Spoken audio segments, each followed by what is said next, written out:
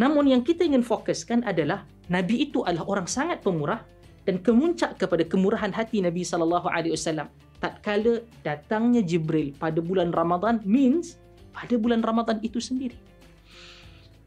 Bagi sesiapa yang membaca hadis ini, dan saya sendiri juga tatkala lama dahulu, hadis ini menceritakan tentang kemurahan hati, kita mestilah sangat bermurah hati, memberikan sumbangan, menyediakan orang makanan untuk berbuka puasa. Tatkala orang hadir untuk offer kepada kita sesuatu yang baik ataupun ruang untuk kita berinfak, kita berikan. Itu semua betul.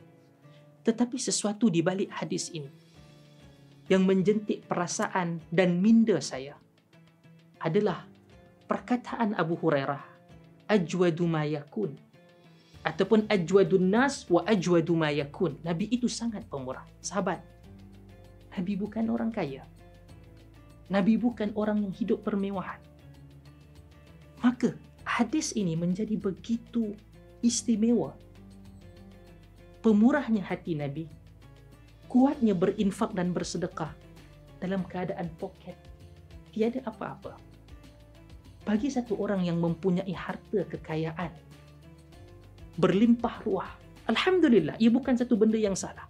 Islam sangat menganjurkan mukmin dan muslim itu untuk menjadi kaya. Sebab itu adanya zakat. Zakat itu dikeluarkan tatkala adanya lebihan harta. Bukan saja zakat fitrah, zakat perniagaan dan juga zakat-zakat yang lain tatkala ada lebihan.